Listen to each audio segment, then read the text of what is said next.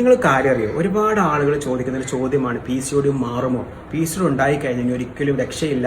PCOD എന്ന് പറയുന്നത് naturally reversible ആണ്.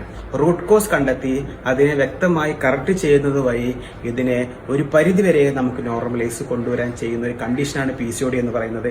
അമിതവണ്ണം ഉണ്ടാവും, മുടികൊഴിച്ചിലുണ്ടാവും, മുഖത്ത് രോമവളർച്ച ഉണ്ടാവും, ശബ്ദത്തിൽ മാറ്റം വരാം, അതേപോലെ ശരീരത്തിൽ പല ഭാഗത്തായിട്ട് കറുത്ത പാടുകൾ വരാറുണ്ട്.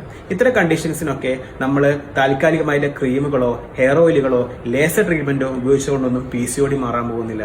ഓക്കെ, റൂട്ട് കോസിലേക്കാണ് നമ്മൾ പോകേണ്ടത്. റൂട്ട് കോസ് എന്ന് പറയുന്നത് ഹോർമോൺ ഇംബാലൻസ് ആണ്. അതിലേക്ക് നയിക്കുന്ന ഒരുപാട് കാരണങ്ങൾ വേറെയുണ്ട്.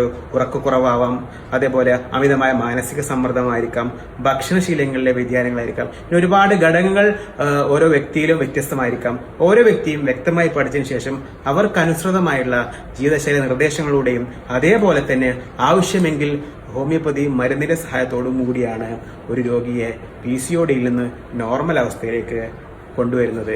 Thank you.